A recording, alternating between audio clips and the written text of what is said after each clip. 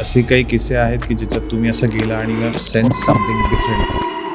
आता लेटेस्ट केसमध्ये मी हिलिंग करायला कोकणात गेलो होतो रत्नागिरीमध्ये. त्या प्लॉटच्या मध्ये आंब्याचं झाड आहे. तिथं मी जेव्हा जमिनीला स्पर्श केला तर मला असं ऐकू आलं की माझं नाव सतीश आहे आणि जो तंत्र सहाय्याने काहीतरी करतो त्याला तांत्रिक म्हणतात आणि जो मंत्राच्या सहाय्याने करतो त्याला मंत्रिक म्हणतात. ह्या सगळ्या प्रॅक्टिसेसला ब्लॅक मॅजिक म्हणतो ते खरं आहे? ज्या प्रॅक्टिसेस चुकीच्या इंटेन्शननी जे प्रहर आपल्याकडे शुभ मानले जात नाहीत अशा अशुभ जर का प्रहरांमध्ये केले गेले तर त्याला आपण त्या पद्धतीच्या प्रॅक्टिसेस म्हणू शकतो. प्रॉब्लेम मुळात इथे असतो की अनयुज्युअल प्रॅक्टिसेस आपल्यावर झाल्या आहेत हे कळायला खूपदा वेळ लागतो.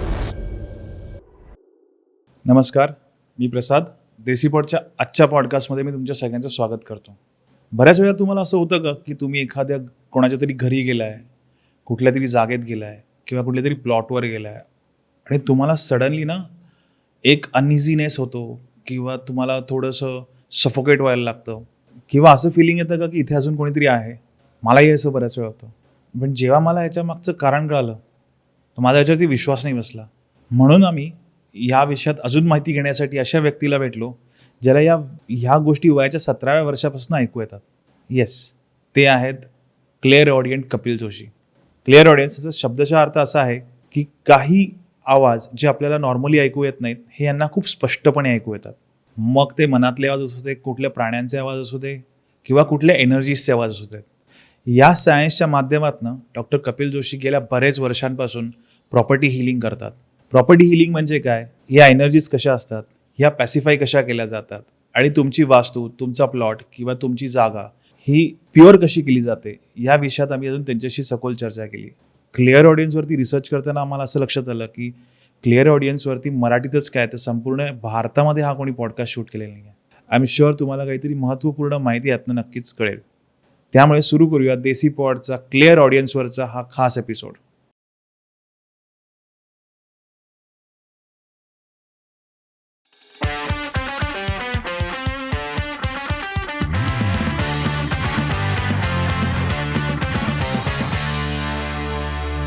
Doctor Kapil Joshi, welcome to Desi pod. सगळ्यात पहिले तर मी तुम्हाला सांगेन की मी ना तुमचा जेव्हा एपिसोड करायचं असं चालू होतं तेव्हा मी रिसर्च केला, पण मला कुठेही इंडियामध्ये क्लिअर ऑडियंट या विषयावरती पॉडकास्ट दिसला नाही.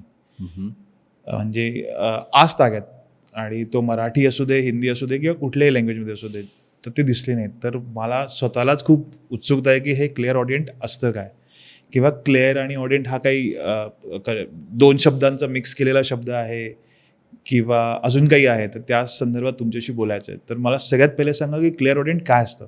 ओके, बेसिकली क्लिअर हा एक फ्रेंच शब्द आहे आणि त्याचा अर्थ होतो क्लिअरली. ओके.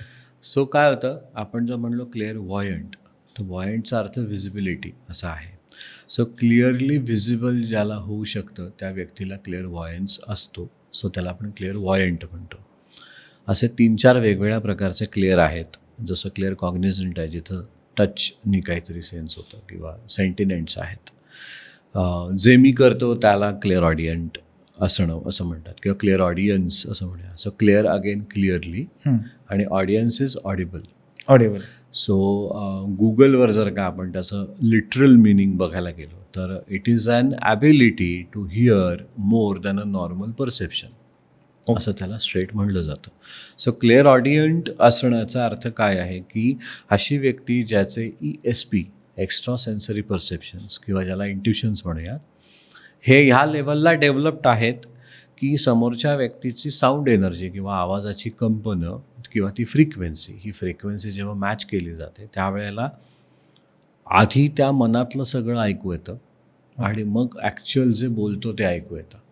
अच्छा. सो क्लिअर ऑडियन्स असणं किंवा क्लिअर ऑडियंट असणं, बिंग इन ॲबिलिटी, याचा अर्थच हा आहे की त्या व्यक्तीला तुमच्या मनातलं, तुमच्या सबकॉन्शियस माइंडमधलं आधी ऐकू येत असतं किंवा पॅरलली ऐकू येत असतं की या माणसं एकमेकांशी इंटरॅक्ट करतात. So every voice is based on emotions, right?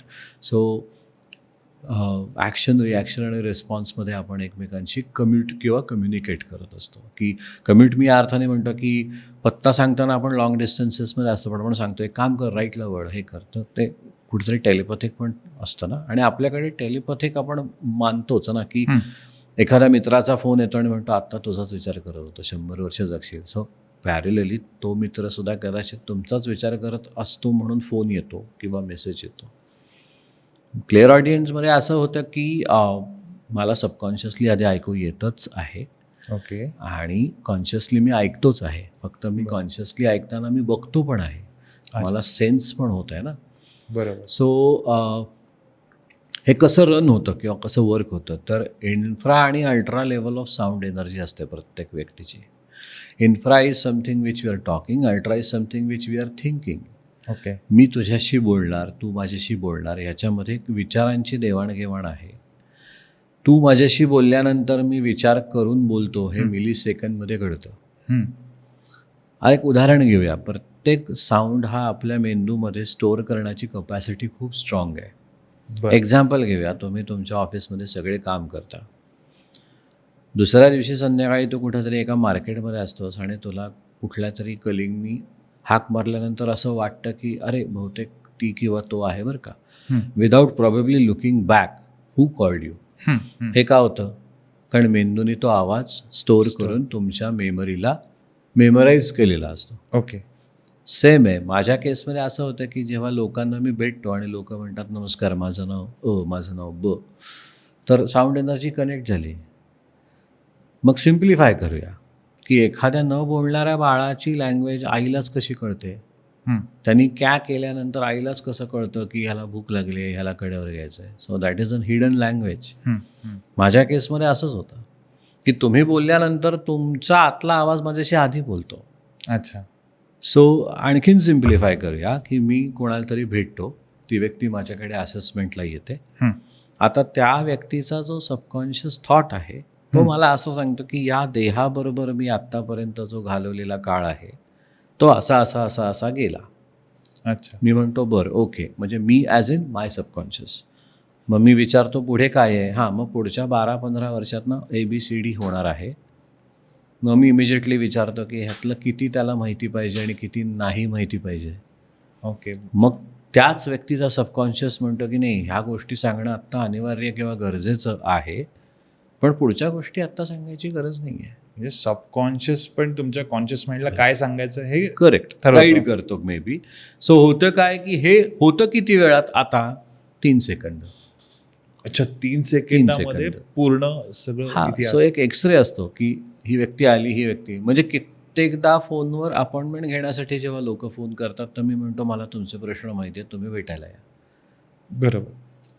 So clear audience काय आहे? Coming back to your question, clairaudient असणं is an ability to hear more than a normal perception. ज्याचे ESP, इंट्युटिव्ह ॲनालिसिस थॉट्स, हे ऐकून as a tool sound energy म्हणून जास्त upgraded आहेत किंवा डेव्हलप्ड आहेत. ओके. असं आपण म्हणूया. ह्याला मग आपण ऑकल्ट सायन्स पण म्हणू शकतो? नाही, ह्याला आपण ऑकल्ट सायन्स नाही म्हणू शकत. दिस ऑल सायन्स म्हणजे this all things fall under a science called pseudo sciences. अच्छा. Science of assumptions. So clear असणं किंवा ही सायकिक ॲबिलिटी असणं हे स्युडो सायन्सेस अंडर येतं. ऑकल्ट एक वेगळं डायमेन्शन आहे. अच्छा. त्याला गूढविद्या म्हणतात. बरं, तर हे गुढविद्येमध्ये येत नाही, याच्या मागे प्रत्येकाचं नाही, लॉजिक, ही सायकिक ॲबिलिटी आहे. आहे. ओके. मला पुढे जाऊन जेव्हा तुमच्याशी बोलत होतो तेव्हा असं कळालं की माणसांची तर बोलणं होतच असेल तुमचं किंवा subconsciously. Is it really applied to spirits किंवा positive energy, negative energy of a human किंवा एखाद्या प्रॉपर्टीची पॉझिटिव्ह नेगेटिव्ह एनर्जी, अशा ह्याच्यात पण ते फॉर्ममध्ये तुम्हाला ऐकू येतात? See, wherever there is a sound there is a language. Okay. प्राण्यांना पण साऊंड आहे, झाडांनाही मला असं वाटतं साऊंड आहे. सो क्लिअर ऑडियन्स असणं किंवा क्लिअर ऑडियन्स अंडर येणं याच्यामध्ये जिथे जिथे साऊंड ॲज अ एनर्जी आहे तिथे तिथे हे ॲप्लिकेबल आहे. So sounds which can be seen and then heard and the sounds which can only be heard but can't be seen, ह्याच्यामध्ये सुद्धा हे येतच येतं. सो मी कुठेही गेलो, एखाद्या जागेत असेल, एखाद्या ठिकाणी असेल, तर तिथल्या अनसीन एनर्जीशी पण तेवढाच स्ट्रॉंगली कनेक्ट होतो किंवा उलटं म्हणतो मी की त्या माझ्याशी लवकर कनेक्ट होतात. अच्छा. उलटं कारण आता जागेसंदर्भात बोलायला गेलं तर माझं सेल्फ रिअलायझेशन असं आहे की लोकांच्या नशिबात जागा नसते, जागेच्या नशिबात लोक असावी लागतात. जागा मालक ठरवते, मालक जागा नाही ठरवत कधीच. सो मग त्याला आपण ॲसिम्युलेशन म्हणतो, ॲसिम्युलेशन ऑफ थॉट्स, ॲसिम्युलेशन ऑफ एनर्जीज. उदाहरण घेऊया, आपल्या प्रत्येकामध्ये गट फिलिंग आहे. परमेश्वराने आपल्याला जर मनुष्य जन्म दिला आहे तर आपल्या प्रत्येकामध्ये एक गट आहे, इनर फिलिंग आहे. असं कित्येकदा तुमचं पण होतं, आपल्या सगळ्यांचं होतं की एखाद्या जागेत आपण जातो आणि असं होतं की मी कनेक्ट नाही होते, समहाव काहीतरी एक अस्वस्थता आहे, किंवा एखाद्या व्यक्तीशी ओळख होते पण आपल्याला असं वाटतं की नाही जमणार आहे माझं याच्याशी. यू कांट एक्सप्लेन इट, पण ते नाही वर्कआउट होणार, ती आमची फ्रिक्वेन्सी नाही मॅच होणार. आणि काही ठिकाणी अगदी नवीन ओळख होऊन सुद्धा 5व्या मिनिटाला त्या फ्रिक्वेन्सीज इतक्या स्ट्रॉंगली मॅच होतात की people keep on working together, staying together, or being a partner, being a companion probably also. Same आहे ना. सो प्रत्येक गोष्टीला भाषा आहे, प्रत्येक गोष्टीला स्वतःची लँग्वेज आहे. जागा पण माझ्याशी बोलते. ओके. एखाद्या जागेत गेल्यानंतर मी स्पर्श केला आणि मी कान लावले त्या जागेला कुठेतरी. आता मी म्हणजे कुठल्याही जमिनीला जर कान लावले समजा ग्राउंड लेवलला, तर आता माझी ही कपॅसिटी आहे की मला 9 मीटर खालच्या एनर्जी सेन्स होतात. So 9 metre is approximately 30 feets. Okay. आता हे ॲपरंटली वाढलं, मी असं म्हणत नाही की मी जेव्हा केव्हा सुरुवात झाली म्हणून ते केलं आणि एकदम ते सुरू झालं. It took its own time असं मी म्हणेन. पण प्रत्येक जागेलाही स्वतःची भाषा आहे. जागा पण मला सांगते की मागच्या 40 वर्षात इथं हे घडलं, असं घडलं, तसं घडलं, हे होतंच ना. ओके. आणि सर, जिथे आपण म्हणतो एनर्जीज आहेत, जिथे म्हणतो पॉझिटिव्ह आहे, निगेटिव्ह आहे, निगेटिव्ह असेल तर तिथे हिलिंग पण येतं. अशा हिलिंगही क्लिअर ऑडियन्सनी करता येतात? खरं सांगायचं तर जे हिलिंग मी करतो, ज्याला प्रॉपर्टी हिलिंग असं म्हणतात, अच्छा. तिथं मी एनर्जीज त्या जागेच्या पॅसिफाय करायचं काम करतो. आणि अशा गोष्टींनी करतो की ज्याला एक शास्त्र आधार आहे. उदाहरण घेऊया की मी हिंग, मीठ, कापूर आणि लवंग या 4च गोष्टी वापरतो. मग याला शुद्धीकरण आणि निगेटिव्हिटीला पॅसिफाय करण्यासाठी असलेलं एक ऑरा क्लिनिंग म्हणू आपण. की जसं कापूर आपल्याकडे पूर्वापार रूढीप्रमाणेच येतो की कुठलीही पूजा आरती झाली तर आपल्याकडे कापूर आरती आहे, एंड ऑफ दॅट पूजा. आणि त्या कापूर आरतीवरनं आपल्या डोक्यावर एक हात फिरवायची किंवा, तर लोकांना वाटतं की ते डोक्यावर आरती नाही आहे, तो ऑरा क्लीन करण्याची पद्धत आहे की डोकं आणि खांद्यावरनं तो कापुराचं एक जे काही पवित्रता आहे ती तिथे पोचावी आणि सो दॅट निगेटिव्ह ऑरा झाला असेल तर तो क्लिअर व्हावा. पण जागेची दृष्ट कोणीच काढत नाही ना, कोणीच काढत नाही. आपल्याकडे मॅन टू मॅन हिलिंग आहे आता, किंवा पूर्वीच्या काळी हे होतं जेव्हा आजीचे बटवे होते, काहीच अद्ययावत गोष्टी नव्हत्या की अरे त्याला नजर लागली असेल, म्हणजे काय, कोणीच एक्सप्लेन करू शकलं नाही ना ते. पण नाही आजी म्हणली नाही ते मीठ मोरी घे आणि पहिलं, मग लगेच घरातली लोक म्हणणार किती घाणेरडा वास आला, बापरे. म्हणजे एकमेकांबद्दलचा विचार करणं हे सुद्धा एक्सचेंज ऑफ कर्माच आहे ना. अच्छा. आणि तो एकमेकांबद्दलचा विचार जर सकारात्मक असेल तर चांगलंही मॅनिफेस्ट होणार आहे, आणि नकारात्मक असेल तर ते मॅनिफेस्ट होतंच. ओके. होतंच. एनर्जी फ्री फ्लो असते असं मला वाटतं. मी नेहमी एक उदाहरण देतो की आई वडील 2 मुलांना घेऊन एका बागेत खेळायला घेऊन जातात. आई एका मुलाला म्हणते सावकाश खेळ, वडील दुसऱ्या मुलाला म्हणतात हळू हा पडशील, दुसरा पडतो. एनर्जी मॅनिफेस्ट असं असतं. ओके. सर, तुमचे काही एखादे असे काही किस्से आहेत की ज्याच्यात तुम्ही असं गेला आणि you have sense something different की एनर्जीजच्या बाबतीत, तर त्याबद्दल काही सांगाल? असं होतच असतं. व्हेरेवर आय गो काही ना काहीतरी सेन्स होत असतं. बऱ्याचदा ते सेन्सिंग आणि ते फ्रिक्वेन्सी इतक्या स्ट्रॉंगली कनेक्टेड असते की नावं किंवा त्याचे इनिशियल्स पण लक्षात येतात. आता लेटेस्ट केसमध्ये मी हिलिंग करायला कोकणात गेलो होतो, रत्नागिरीमध्ये. तर मी जसं म्हणलं की मी स्पर्श करतो आणि मग हिंग, मीठ, कापूर, लवंग या गोष्टी वापरल्या जातात. एका ठिकाणी बरोबर त्या प्लॉटच्या मध्ये आंब्याचं झाड आहे, तिथं मी जेव्हा जमिनीला स्पर्श केला तर मला असं ऐकू आलं. आता बिंग अ क्लिअर ऑडियंट ऐकू येतं, आतला आवाज बोलतो की माझं नाव सतीश आहे आणि ह्या जागेचा उपभोग मला तेवढा पाहिजे तेवढा नाही घेता आला. तर मी ते जे आले होते सोबत त्यांना म्हटलं इथं सतीश गेला आहे. आता त्यांचा ऑब्वियस प्रश्न हा आला की कोण सतीश? म्हटलं मलाही नाही माहिती, पण 30-35 वर्षांपूर्वी तो गेला आहे. मग ऑब्वियसली बिंग अ लेमन हा प्रश्न येतो, त्याचा आमच्या प्लॉटशी काय संबंध? म्हटलं तसं नाही आहे, तुमचा प्लॉट हे नंतर आहे, त्याचं घर किंवा त्याचं जमीन 35-40 वर्षांपूर्वी होती हे फार आधी आहे ना ॲज अ हिस्ट्री. आणि मला एवढंच ऐकायला आलं की आम्हाला पाहिजे तेवढा उपभोग घेता आला नाही. सो त्यावेळेला मे बी पंचक्रोशीतली गावं असतील, खोत असतील त्यावेळेचे, तर त्यांच्याकडनं काही त्रास झाला असेल किंवा जागा बळकवण्यासाठी त्यावेळेच्या काही क्लुप्त्या वापरल्या गेल्या असतील तर मला माहिती नाही. आता तुमच्याशी कोरिलेशन हे आहे कारण तुम्ही ही जागा घेतल्यानंतर तो त्या जागेत ऑलरेडी आहे आणि तो म्हणतोय की इथं मी राहतो, आता हे यांचा प्लॉट आहे. माझं काम पॅसिफाय करणं आहे. मी त्या एनर्जीला एवढंच सांगू शकतो, मी काही तांत्रिक मंत्रिक माणूस नाही की बाबा आता ह्या जागेचं मी शुद्धीकरण करणार आहे, तर तू ह्या जागेत नको थांबू, तू बाकी कुठं जायचं हा तुझा सर्वस्वी प्रश्न आहे. तू शेजारच्या बागेत जाऊ शकतो, समोरच्या कुठल्या तरी वेगळ्या प्लॉटमध्ये जाऊ शकतोस, पण ह्या जागेत तू येऊ नको. हे अदबीनं आणि अत्यंत आदरातिथ्याने सांगणं माझं काम आहे, कारण मी काही बाटलीत बंद करणारा माणूस नाही आहे. सो मीन व्हाईल असं झालं की त्या बाईंना एकदम असं वाटलं, ते म्हणले अजून काही इनिशियल्स तुम्हाला कळत आहेत का? तर म्हटलं व्ही किंवा डब्ल्यू असावं एवढंच मला सेन्स झालं. आता हे त्यांनी मला सांगितलं नाही आहे, this is the latter part of sensing. त्यांनी सर्च रिपोर्ट मागवला होता वकिलांना फोन करून, हे मला माहितीच नव्हतं. आमचं हिलिंग झालं, मग आम्ही ऑब्व्हियसली एका ठिकाणी जेवायला जायचं म्हणून, कारण पुढचा प्रवास पुण्याकडे करायचा होता.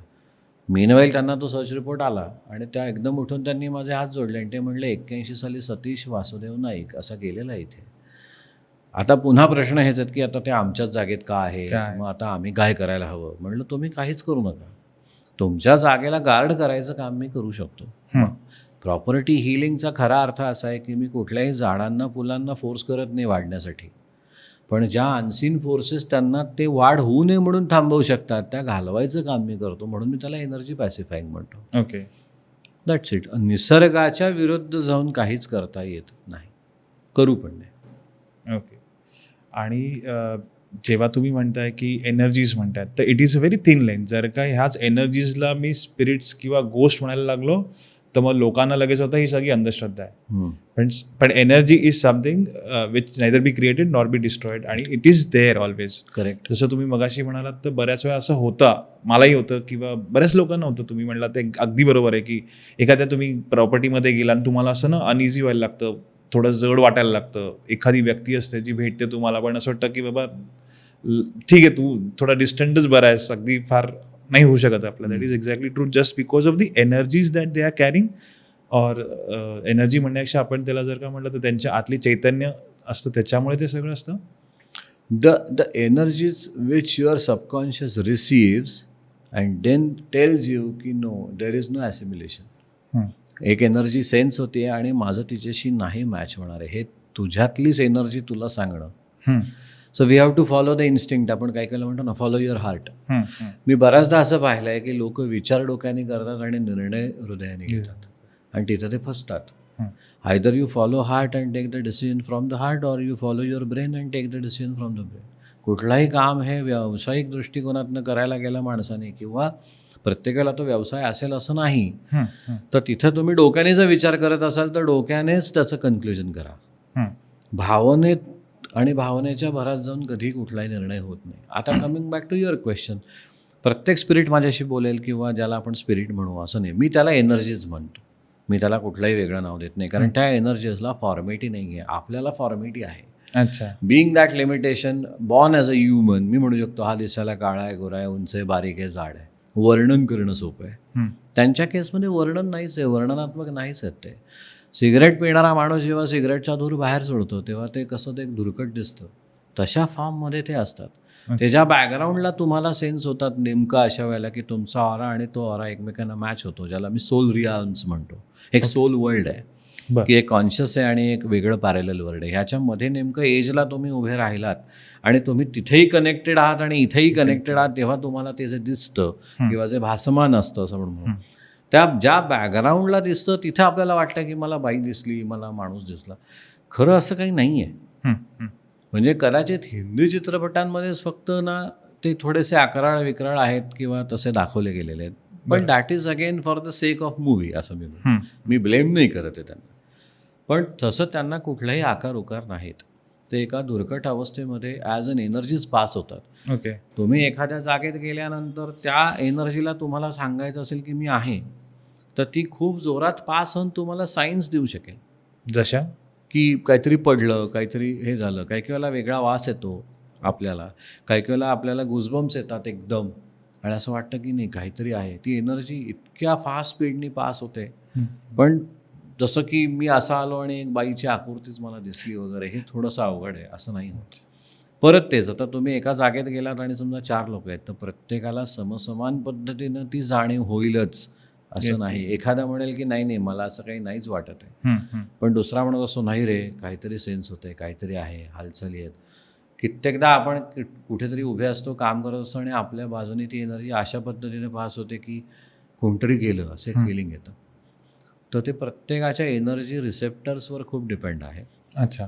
जसं मगाशी म्हणलं गेलं की एखाद्याची एनर्जी मला मॅच होते किंवा नाही होत असं जेव्हा आपण म्हणतो, पण मूळ मुद्दा असा आहे की तुमची एनर्जी रिसेप्टिव्ह आहे, समोरच्याची जर नसेल तर ॲसिम्युलेशन नाही होणार आहे. पण कुठंतरी तुम्हाला असं वाटतं की नाही नाही मला ना रिसेप्टर माझे स्ट्रॉंग असल्यामुळे असं वाटतं की माझं इथे जुळेल किंवा नाही जुळणार, समोरच्याला काहीच वाटत नसतं. बरोबर. सो मग हे जसं तुम्ही म्हणताय तसं प्रॉपर्टीमध्ये पण एनर्जीज असतात. तर घर घेताना किंवा एखादी लँड बाय करताना एखाद्या सर्वसामान्य माणसाने हे जे तुम्ही म्हणताय की प्रॉपर्टी एनर्जीजचं जे आपल्याला कनेक्ट होत आहे किंवा नाही होत आहे हे कळतं, तर ते सर्वसामान्यांना एंट्री लेवलला काय कळायच्या सूचना आहेत किंवा ते काय हिंट्स असू शकतात? खरं तर असं नाही आहे. म्हणजे फार फार तर दे कॅन अप्रोच मी जे युजली लोक करतात की एखादी जागा, ऑफिस असेल, घर असेल, कारखाना असेल, की हे घेऊ का? घेऊन झाल्यानंतर काय करायचं, तर maybe I can do the healing, that is one part. पण प्रत्येकाला ते समजेलच असं मला नाही वाटत. काही लोकांना तिथे गेल्यावर फार भारी वाटतं की नाही कमाल आहे ही जागा. मुळामध्ये त्या जागेला पण स्वतःचे झालेले संस्कार आहेत ना. एक्झाम्पल घेऊ की मी उद्या जाऊन रिसेलचा फ्लॅट घेणार आहे, माझ्या आधी राहणारे जे होते, किंवा मी भाड्याचा फ्लॅट घेणार आहे, त्या घरामध्ये खूप भांडणं झाली असतील, तर त्या भांडणांचे सगळे पडसाद त्या जागेमध्ये असतातच. कारण तुम्ही एखादी जागा घेताना त्याला कंटेंटेड एनर्जी असते की हॉलची एक वेगळी एनर्जी आहे, पॅसेजची वेगळी आहे. आपण बेडरूममध्ये ना स्वयंपाक नाही करणार because it is not dedicated for that. ते शय्येसाठीच आहे, तिथं झोपच आहे. किचनमध्ये अन्नपूर्णाच आहे. पूर्वीच्या काळी हे खूप सोपं होतं की इथनं इथे हलवा, तिथनं तिथे हलवा. आता आपण इतके अद्ययावत आणि ॲडव्हान्स्ड आहोत की इतकं सहज काही लोकांना ते शक्य होत नाही. मग त्याला काहीतरी वेगळे उपाय असतीलच. अच्छा. एनर्जी फक्त पॅसिफाय करता आली पाहिजे. जसं मगाशी तू म्हणलास की it can neither be created nor be destroyed, it can only be transferred. पण ट्रान्सफर्ड करताना सुद्धा त्याचं डिकम्पोजिशन, त्याचा आउटलेट नीट बघायला पाहिजे. माझ्याकडचे मी पास केले, जसं कंटेंजियस असतं ना गोष्ट. सर्दी झालेल्या माणसाला दुसऱ्या ठिकाणी उभा केला तर दुसऱ्यांना सर्दी होते. हे कसं पास होतं? तर त्याला ज्वर, विषाणू काहीतरी आहेत की जे एरियल कनेक्शन्स असतात. सेम एनर्जीचं पण असतं. ते aerial in any form they can just transfer from one thing to another. फक्त आपल्याला ते कळत नाही किंवा कळतं. काही लोकांना अस्वस्थता येते, काही लोकांना काहीच त्याचं वाटत नाही. अच्छा. अंधश्रद्धा वाटते लोकांना कारण ते बुद्धिजीवी विचार करतात. बरोबर. सिम्पल आहे की मला अनुभव नाही ना, मग तसं नाहीच आहे. आणि माझं असं मत आहे की अनुभव नसेल तर तुम्ही ती गोष्ट नाहीच आहे असं क्लेम करण्यात काहीच अर्थ नाही. कदाचित नसू शकते म्हणणं could be one answer. Right. आता मला पुढे जाऊन असं विचारायचं आहे की मी एखाद्या वास्तूमध्ये आलो, एक घर घेतलं आणि तिथे काही एनर्जीज आहेत ज्या लेट्स से आपण नेगेटिव्ह आहेत.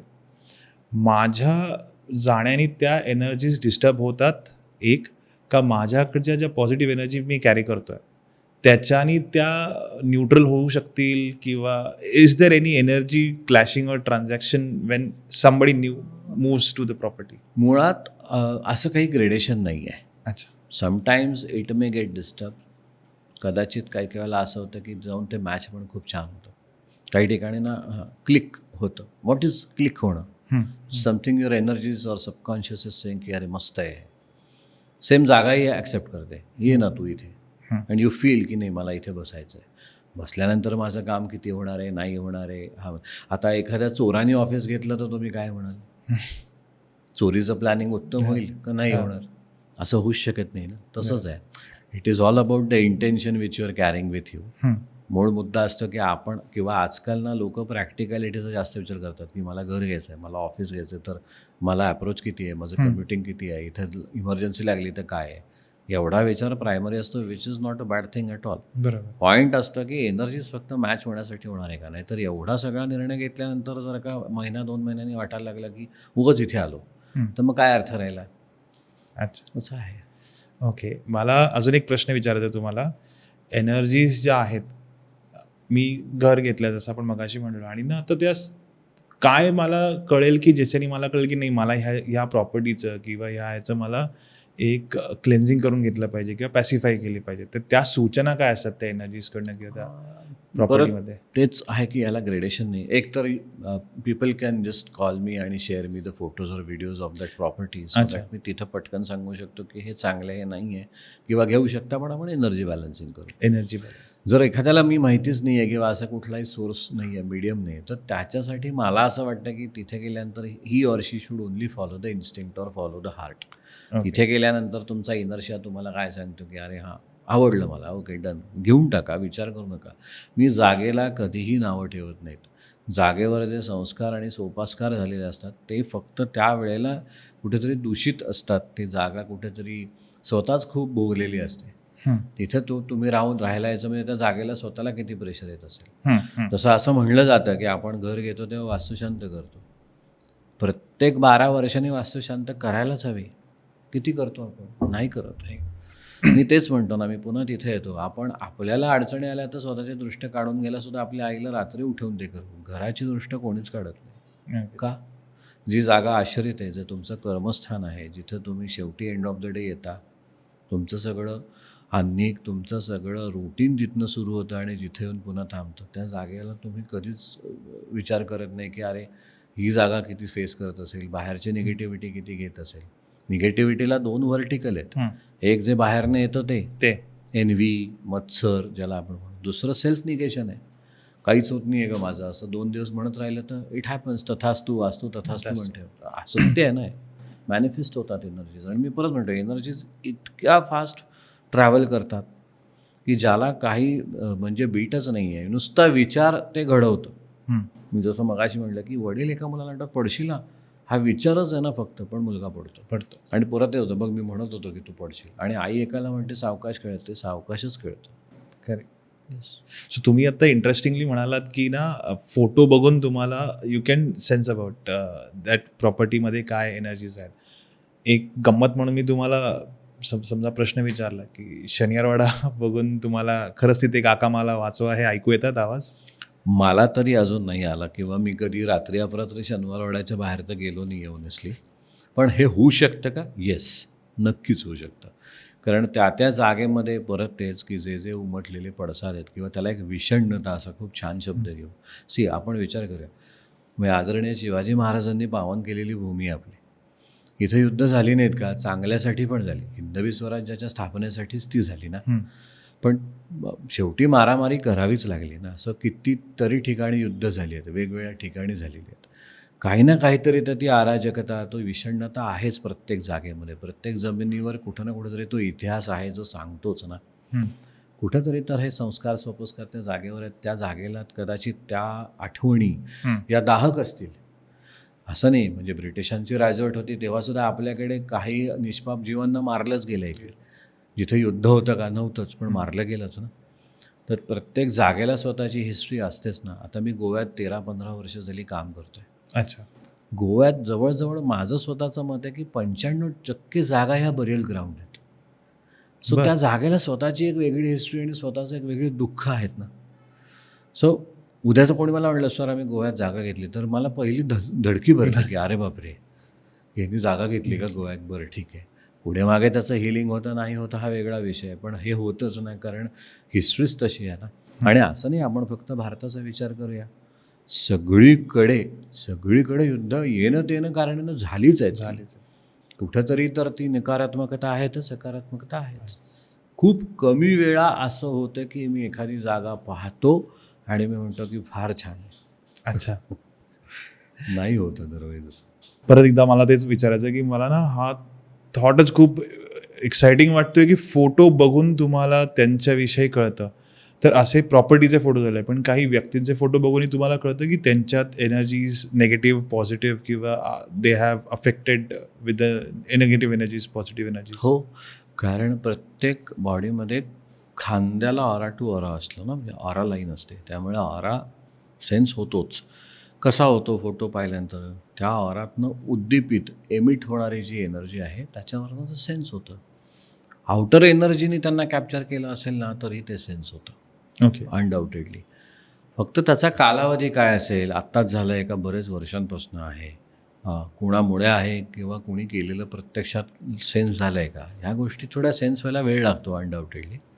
काही काही वेळेला मग त्या व्यक्तीला बघितल्यानंतर फिजिकली लक्षात येतं. पण सेन्स होतं का? हो, जागा बघून होतं, माणूस बघून होतं, 100% होतं. ओके. आता तुम्ही म्हणलं जसं एनर्जीज त्यांच्या मागे लावल्यात का किंवा हे, तर त्याला मे बी आपण ह्या सगळ्या प्रॅक्टिसेसला ब्लॅक मॅजिक म्हणतो, ते खरं आहे? माझं पर्स्पेक्टिव्ह वेगळं आहे. मी म्हणतो की everything is grey in our life. त्याला ब्लॅक अँड व्हाईट असं न म्हणता आपण त्याला अनयुज्युअल प्रॅक्टिसेस म्हणू शकतो. ओके. ज्या प्रॅक्टिसेस चुकीच्या इंटेन्शननी, जे प्रहर आपल्याकडे शुभ मानले जात नाहीत, अशा अशुभ जर का प्रहरांमध्ये केल्या गेल्या तर त्याला आपण त्या पद्धतीच्या प्रॅक्टिसेस म्हणू शकतो.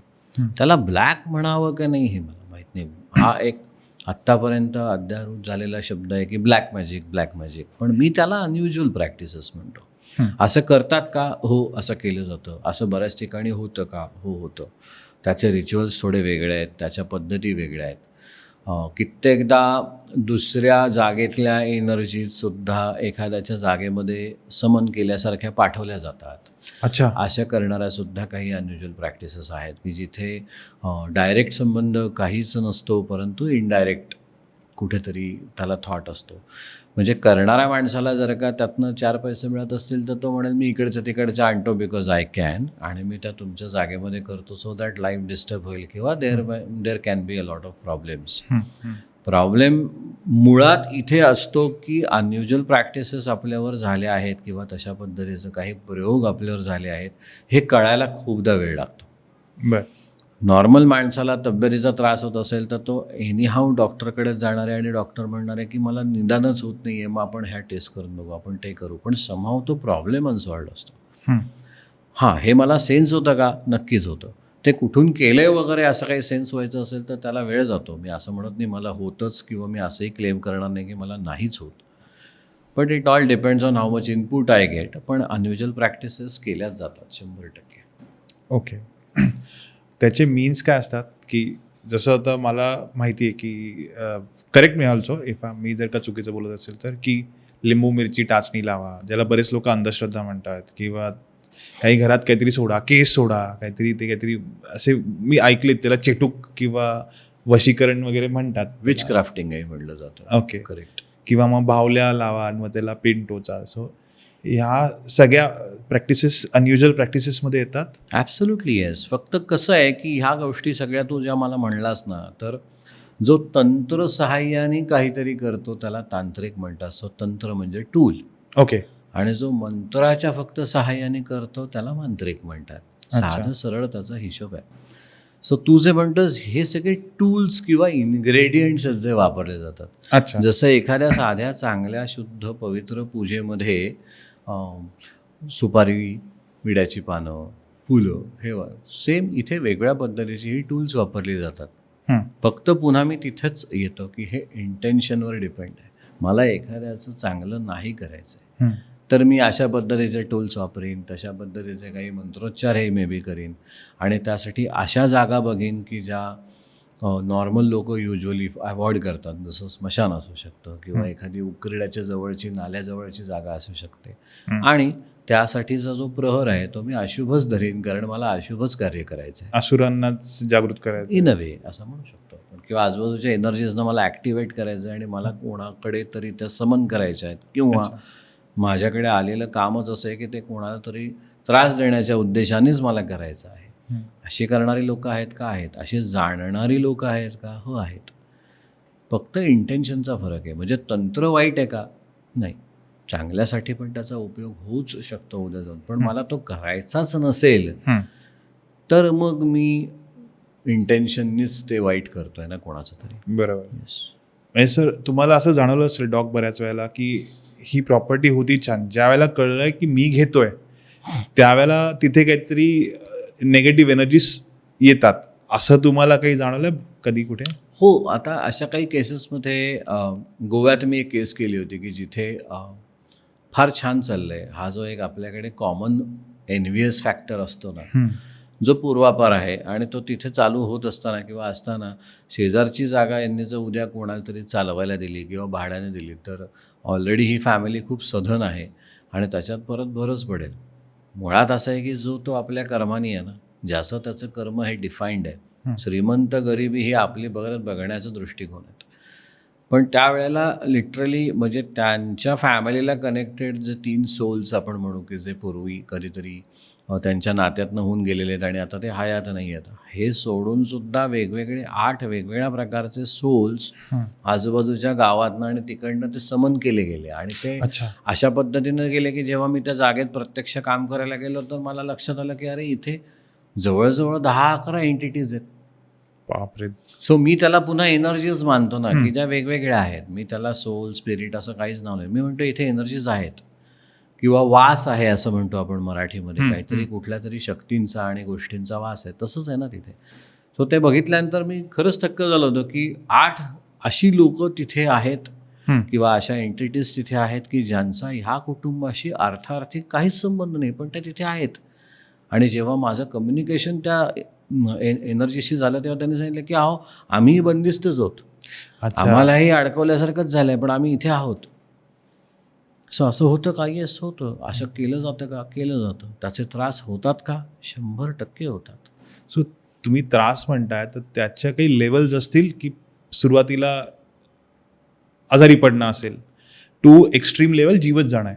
करेक्ट. अशा काही स्टेजेस 100% होतं. त्याला काही सिम्पल सायन्स आहेत की जसं घरामध्ये अचानक काही भास होणं किंवा घरामध्ये आजारपणं सातत्याने येणं, कित्येकदा एखादी व्यक्ती थोडीशी भ्रमिष्ट वागणं किंवा ती अशा पद्धतीनं वागणं की ज्या व्यक्तीचा कंट्रोल स्वतःचा नाही आहे हे इतरांना लक्षात येतं की असं का वागतोय, असं का होतंय. आता ह्या खूप छोट्या सायन्स आहेत. पासून ते मग आपण अगदी डेमॉनिक फोर्सेस ज्याला नाव देऊ शकतो अशा पद्धतीचे काय अनुभव येणं किंवा रात्रभर एकटक कुठेतरी बघत राहणं, अशी लोक अशा केसेस मी पाहिल्यात की घरातल्या बाकीच्यांना कळतच नाही की असं का होतंय, पण ती व्यक्ती पहाटे उठून फक्त बघत राहते किंवा त्या व्यक्तीला जे भासतं ते ती आपल्याला एक्सप्लेन करते आणि आपल्याला समोर काहीच जाणवत नसतं की मी ना हा काय तो तिथं बसला आणि मी त्याच्याशी खेळतोय, अरे पण समोर कोणीच नाही आहे.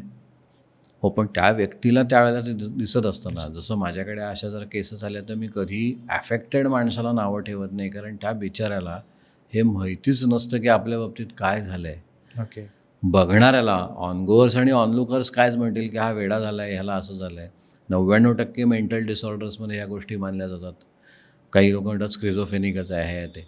परत मी तिथंच येतो, मी कुठल्याही मेडिकल सायन्सला इथे नावं नाही ठेवत आहे, परंतु ह्या गोष्टी असतात ज्याला आपण सुपरनॅचरल म्हणू, असतातच.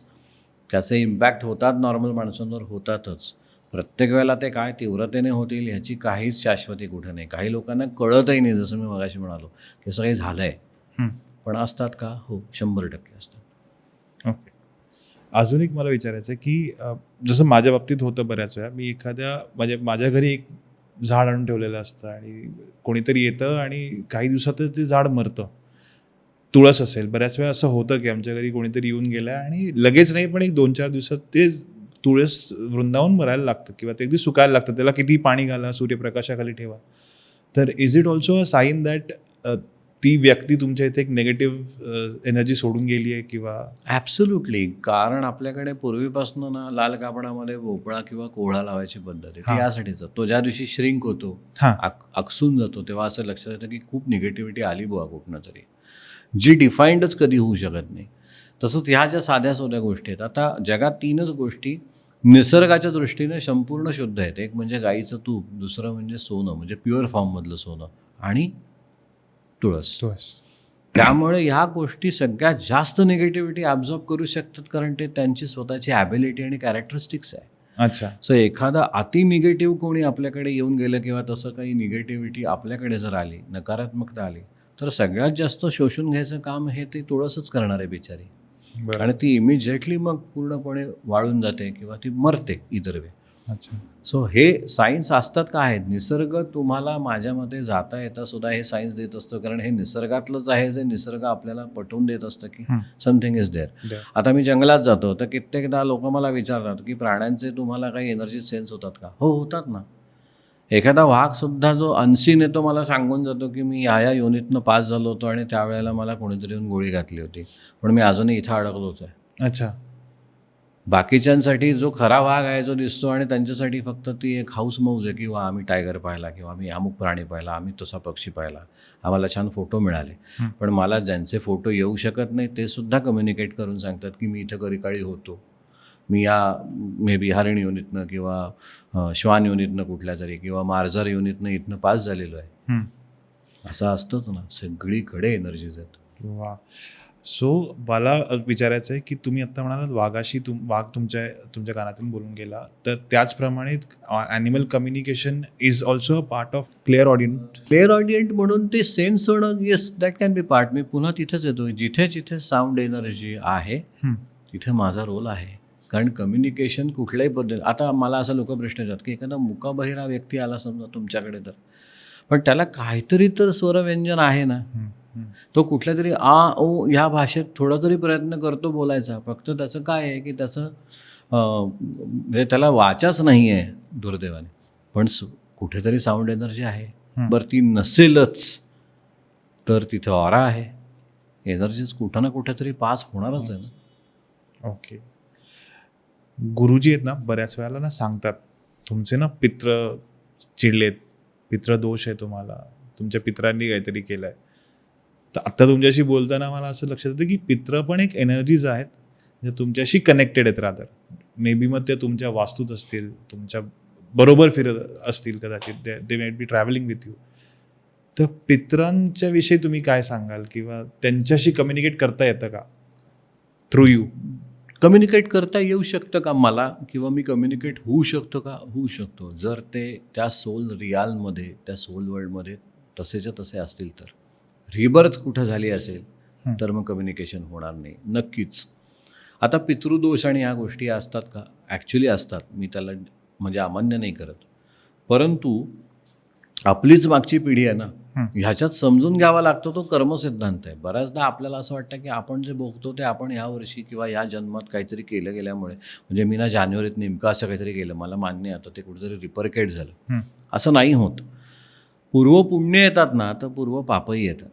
अच्छा. सो बॅलन्स शीट दोन्ही घेऊन येत असते. सो ते कोणीतरी काहीतरी केलेलं असतं, ते नकारात्मक असतं, कोणीतरी खूप सकारात्मक केलं असतं, ज्याला आपण पुण्याची झोळी म्हणतो. ह्याच्यातनं सगळं ॲक्युम्युलेट होऊन ते पुढं येत असतं. आपण ह्या जन्मात मनुष्य म्हणून जे करतो ना, ते नेहमी आपल्या पुढच्या जनरेशनकडे पास होतं. आपण जे फेस करत असतो त्याला तुम्ही निगेटिव्हिटी म्हणा, प्रॉब्लेम्स म्हणा, अडचणी म्हणा, हे कुठंतरी तिथनं मागणं आलेला जो काही पूर्ण बॅलन्स शीट आहे ना, त्याचा सारासार थॉट असतो. आपल्यालाच असं वाटतं की आपण ह्या जन्मात जे करतो ते आपण भोगून जायचंय, असं नाही आहे. ते फक्त पास ऑन होत असतं. अच्छा. मग पुन्हा तिथे विचार, आचार, पूर्वीच्या पुन्हा रूढी आल्या, संस्कार आले, सोपस्कार आले. मी जसं मगाशी म्हणलं तसं की आता चोरानीच ऑफिस घेतलं तर आपण काय म्हणणार? काय इंटेन्शनचा फरक आहे ना.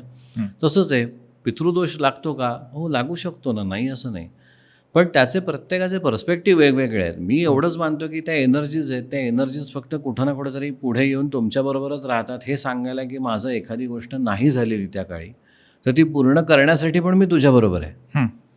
फक्त काय होतं की त्यांची सांगण्याची पद्धत वेगळी असेल. गुरुजी लोक पूर्णपणे ऑथोराइज्ड असतात की ते पौरोहित्य करू शकतात. मग ते म्हणतात नाही नाही असं झालं आहे का, मग थांबा, माझ्याकडे त्या एनर्जी पॅसिफाय करायला काहीतरी आहे. मग आपल्याकडे पिंडदान आहे, आपल्याकडे त्रिपिंड दोष म्हणून ते केलं जातं, किंवा काळसर्प दोष म्हणून ते केलं जातं. हे नक्कीच त्यांच्या नॉलेजचा भाग आहे. पितृदोष वगैरे या गोष्टी असतात का? नक्कीच असतात, पण हे सगळं ॲक्युम्युलेटेड प्रॉफिट लॉसचं गणित आहे असं मला वाटतं. अच्छा. पण एखाद्याच्या बरोबर, एखाद्या व्यक्तीबरोबर काही बरं नसेल चालायचं, वाईट चालू असेल, तर त्यांनी कसं आयडेंटिफाय करावं तुमच्या हिशोबाने की हा पितृदोष आहे, ह्या नेगेटिव्ह एनर्जीचा हे आहे का, हे माझे कर्म आहेत जे आता मला करतात, कमी काहीच करत नाही या आयुष्यात म्हणून पण असेल? आता खरं माझ्याकडे आलं तर मी सांगू शकतो, I can just diagnose it. मुळात मला असं वाटतं ना की कुठलाही अडचण माणसाला जेव्हा होते किंवा अडचणीत तो सापडतो, तर तो एकच गोष्ट करत नाही, ती म्हणजे की तो मार्ग काढत नाही, तो ना पळवाटा शोधतो. People will always go for an escape plan, but they will never try to find a way. मी नेहमी असं मानतो. तर मुळात असं आहे की काहीही तुमच्यासमोर कुठल्याही पद्धतीची एखादी खूप अशी स्ट्रॉंग परिस्थिती आली की जिथे तुम्हाला कळतच नाही की आता मी काय करू. मग ती फायनान्शियल असू शकते, ती रिलेशनशिप रिलेटेड असू शकते, it could be any problem. पहिली गोष्ट व्यक्तीने काय करावी कुठल्याही तर ब्रीद. आपण जोपर्यंत शांत श्वास घेत नाही ना तोपर्यंत आपल्याला कुठलाही मार्ग मोकळा दिसत नाही. आतताईपणे पॅनिक होऊन काहीच होत नाही या जगामध्ये. मी नेहमी लोकांना सांगतो की तुमच्याकडे काय आलं ना तर तुम्ही आधी ब्रीद करा. वी डोंट ब्रीद, माहिती आहे का. माणूस स्वतःला वेळ देत नाही, तो ब्रीदिंगच करत नाही. माझं असं मत आहे. तो फक्त पळतोय सगळीकडे. शांत आधी मनाला करता आलं पाहिजे की एक अडचण आली आहे का, okay let me sit, let me breathe. हां, आता काय सिच्युएशन आहे, बापरे अशी अशी सिच्युएशन आहे, चला मग what best can be done, what best way out can be figured out. ह्या दृष्टीनं विचार करत नाही. लोक पळवाटाच शोधतात फक्त, असं तसं एकदम, कारण त्यांना पुढे पळायचं आहे. मग मी नेहमी म्हणतो की नाही की आयरनी अशी आहे की परमनंट सगळं लोकांना टेम्पररी लाईफमध्ये हवं आहे. गमतीचा भाग आहे.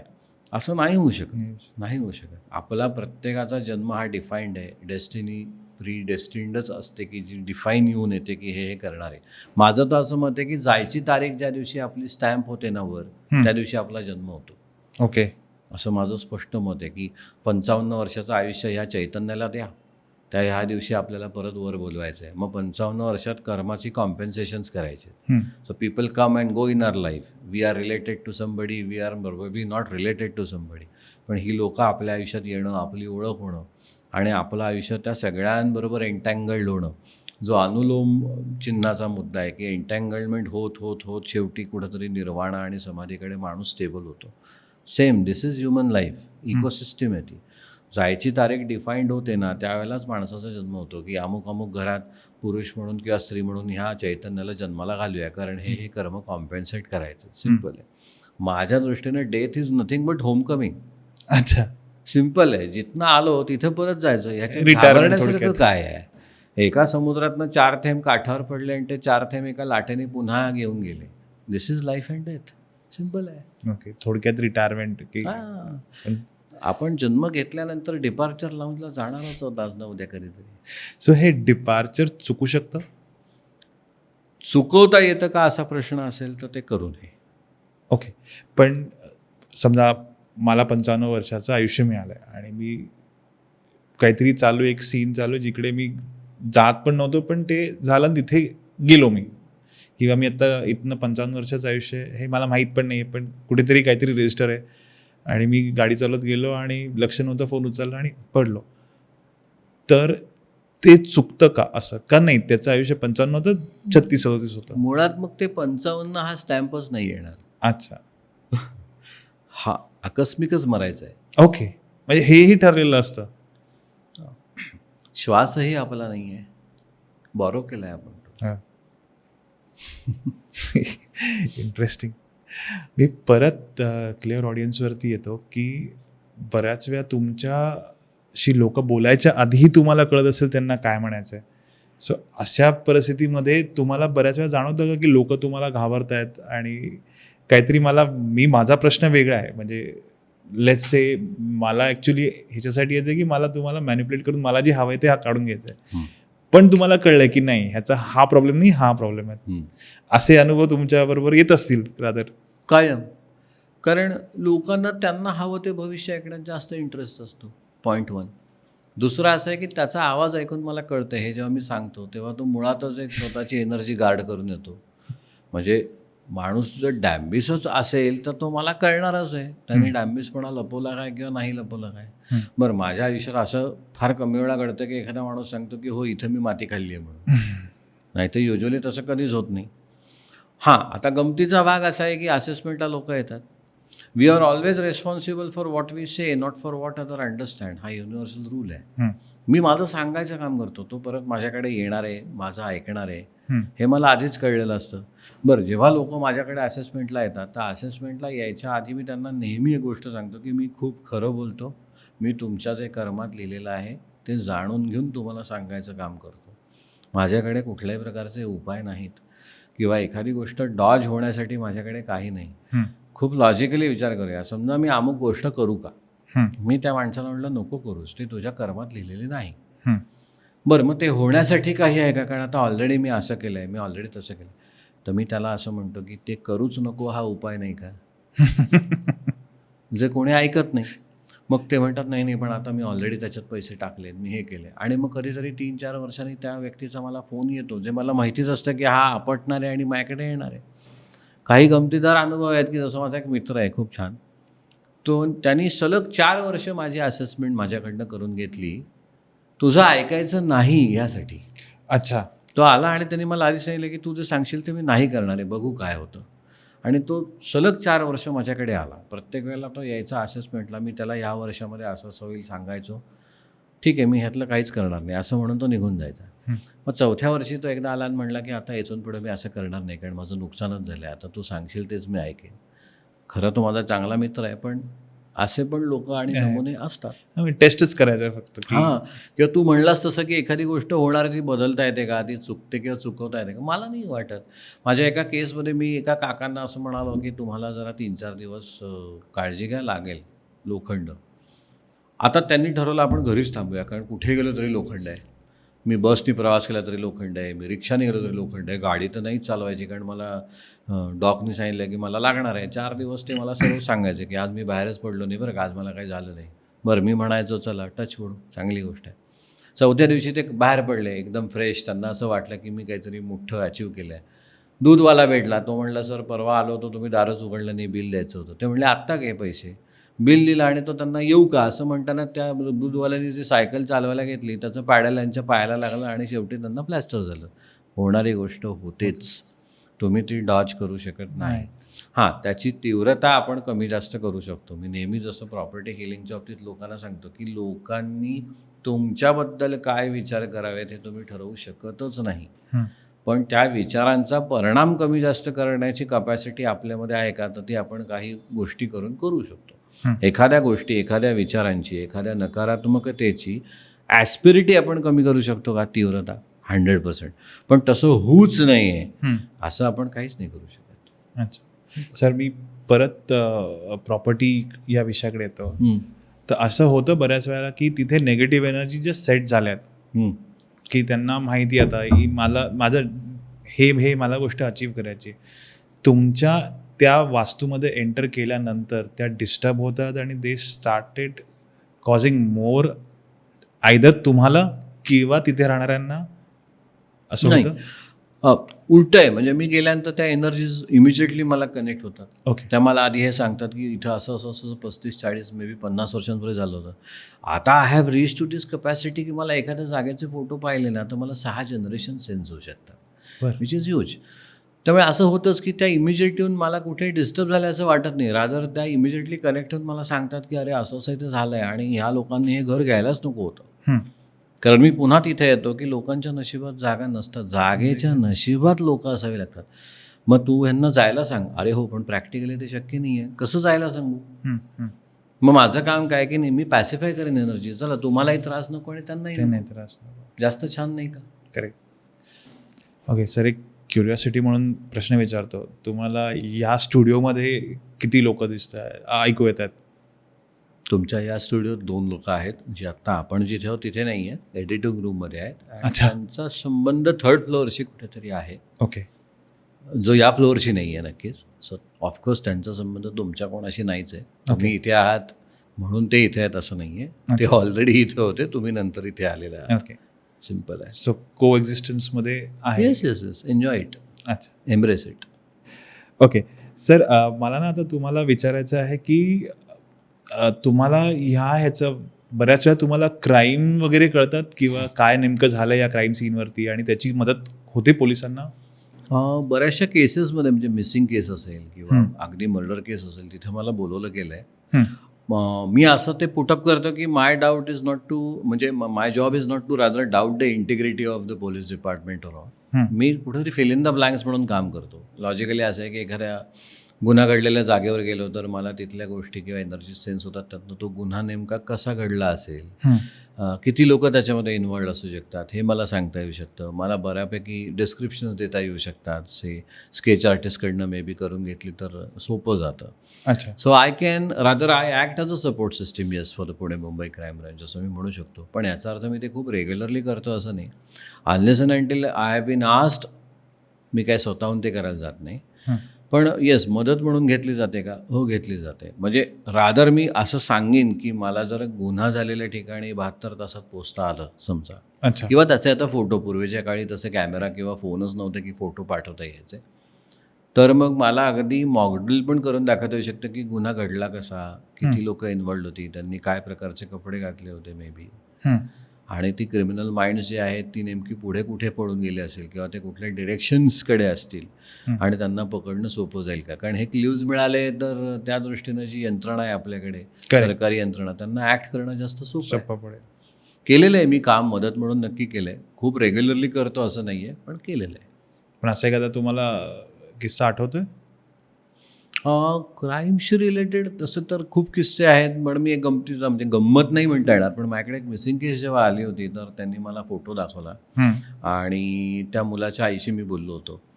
तर नंतर मला असं लक्षात आलं की मला एक 5 मिनिटं शांतपणे द्या, मी बघतो. मग जी उद्दीपित होत होती एनर्जी, त्यातला एक साईड कुठेतरी मिसिंग किंवा ब्लँक येत होता. तर मी त्यांना म्हटलं, अहो की मला वाटत नाही हा मुलगा आता हयात आहे. अच्छा. आता त्याच्यावर इमिजिएट डाऊट होतं की असं कसं, आम्ही ऑलरेडी हे करतोय, आम्ही ट्रॅकिंग केलंय, आम्ही मॅनहंट ऑलरेडी करतोय, तिथनं काही जमतंय का बघतोय. म्हटलं ॲग्रीड, पण मला स्वतःला असं वाटत नाही की आता हा हयात आहे. म्हणजे हा मुलगा पळून गेला नाही का? हो गेला. तो मिसिंग नाही आहे का? नक्कीच आहे. पण तो ज्या दिशेकडे गेला तिथं पुढच्या 2-2.5 दिवसांमध्ये ना काहीतरी अशी अनफॉर्च्युनेट घटना घडली की आता तो जिवंत नाही असं मला वाटतं. अर्थात त्यावेळेला त्याच्यावर ॲक्सेप्टन्स होणं खूप अवघड होतं, पण 5-6 दिवसानंतर मला आपणहून फोन आला की त्याची डेड बॉडी मिळाली. सो ह्या गोष्टी सेन्स होतात का? ॲक्सेप्ट करणं न करणं हा इंडिव्हिज्युअल थॉट आहे, पण असं होतं, असंही होतं. म्हणजे अशा काही केसेस आहेत माझ्याकडे. सो फार तुमची ह्या फील्डमधली जर्नी कशी राहिली आहे? एनकरेजिंग मी म्हणतो, कारण माझी सुरुवात जशी झाली ती साधारण एक चहा पिताना एक ॲक्सिडेंट मी प्रेडिक्ट केला. असंच एक बाईकवाल्याला पाहिलं, तो ओरडत होता आणि मी 17च वर्षांचा होतो. मी माझ्या आजीला एकदम म्हणालो की हा वळेल आणि 64-57 नंबरची सोमो याला उडवेल आणि हा मरेल. ते झालं. सो त्याच्यानंतरचं फिलिंग सुपरमॅन, स्पायडरमॅनसारखं असतं कदाचित. With great powers comes great responsibilities. माझ्या केसमध्ये गंमत अशी होती की पॉवर आहे कळलं, पण त्याचं नियंत्रणच नव्हतं किंवा तो लागेल तसा कंट्रोल नव्हता, थॉट्सचा नव्हता. पण होत गेले, जर्नी खूप छान गेली. म्हणजे ते 2 वर्ष पुढचे असेही गेलेत की लोक टाळायची मला की ह्याला बघून, आजही टाळतात फॉर दॅट मॅटर लोक मला, की ह्याला सगळंच कळतं असं म्हणून ते निघून जातात. काही बुद्धिजीवी असतात ते म्हणतात आम्हाला काय पटत नाही बाबा, असंही असतं. जर्नी कशी गेली आहे, जेवढं लोकांना मी ऐकतो तेवढं मी शिकतो, असं मी नेहमी सांगतो की प्रत्येकात एक पॉझिटिव्ह गोष्ट आहे, प्रत्येकामध्ये काहीतरी असं आहे की जे त्या व्यक्तीचा फोरे त्या व्यक्तीसाठी असलेलं त्याची एक स्वतःची आयडेंटिटी आहे. लोकांना तीच समजत नाही. लोक स्वतःवर प्रेम अजिबात करत नाहीत, ते फक्त चाचपडत राहतात. मी जितक्या केसेस करतो आत्तापर्यंत केल्यात, म्हणजे असेसमेंट म्हणून असेल, प्रॉपर्टी म्हणून असेल, मी तिथनं शिकत जातो काहीतरी. सो तीच माझी साधना आहे असं मी मानतो. अच्छा. हा प्रवास कसा गेला? छान गेला. जेवढ्या गोष्टी मी आज करतो किंवा प्रोक्युअर करतो त्या सर्व्हिसेस, माझ्यामध्ये त्या माझ्याकडनं घडल्या आणि मग मला त्याचं रिअलायझेशन झालं की हे मी करू शकतो. मला आधीपासून असं कोणी सांगितलं नाही की तुला हे करायचं आहे, तुला ते करायचं आहे. मला निरोप इतकाच होता की you are the chosen one. Property healing ॲक्सिडेंटमधनं सुरू झालं, असं काहीतरी ठरवलेलं होतं अशातलं भाग नाही. किंवा सध्याच्या काळात गेल्या 6 वर्षापासून एका टर्मिनॉलॉजीवर आम्ही काम करतो, त्याला म्हणतात FRBFM, functionary review before failure mode. जगात कित्येक निर्णय आपण घेतो आणि मग रिग्रेट करतो की हे केलं नसतं तर फार बरं झालं असतं. सो ते निर्णय घेण्याआधी मला लोक बोलवतात आणि मी बऱ्याच कंपन्यांच्या मीटिंग्सना जातो किंवा बऱ्याच कंपन्या मला फक्त प्रोजेक्टपुरते हायर करतात. मग त्या प्रोजेक्टमध्ये इन्व्हॉल्ड असलेल्या सगळ्या लोकांचं इव्हॅल्युएशन असेसमेंट आम्ही करून देतो आणि त्यातनं आम्ही सांगतो की हा प्रोजेक्ट कसा रन झाला पाहिजे, या प्रोजेक्टची लॉन्जिटिव्हिटी काय आहे, पुढे तो किती जाणार आहे. आता एखादा व्यक्ती आहे की जो माझा खूप छान मित्र आहे पण त्याला मी इन्व्हेस्टर म्हणून बोलवतो आहे, पण त्यावेळेचं जर काय इंट्युटिव्ह ॲनालिसिस मला असं सांगत असेल की हे नाही जुळून येणार आहे, तर ते सांगायचं काम मी करतो. तिथे हा डिसरेस्पेक्ट नसतोच की जो तुमचा मित्र आहे आणि म्हणून तो प्रॉब्लेम होणार आहे. पण प्रॉब्लेम होऊ शकतो आणि त्याने तुमचं उलट मित्र म्हणून रिलेशनशिप खराब होऊ नये म्हणून हे निर्णय घेऊ नका, हे सांगणं तेवढंच गरजेचं असतं असं मला वाटतं. सर, या प्रॅक्टिसेस तुम्ही करताय, तुमचा अनुभव छान होता, पण बऱ्याच वेळेला तुम्हाला असे होत असेल की खूप एक्झर्शन होतं आहे, खूप थकल्यासारखं होतं आहे किंवा काही एनर्जीज तुमच्यावर येतात, त्याचा त्रास तर होत असेल तुम्हाला? 100% होतो, कारण मी एक ह्युमन बिईंग आहे. मी काही गॉड एम्बॉडीमेंट नाही आहे, स्वतःला क्लेमही करत नाही. जे काही रिपरकेशन्स काही काही जागांमधल्या निगेटिव्हिटीचे येणार असतील किंवा लोकांच्या, ते माझ्यावर येतातच, अनडाऊटेडली येतात. हळूहळू सहन करते, कारण मी असं म्हणतो की इट्स अ गिफ्ट.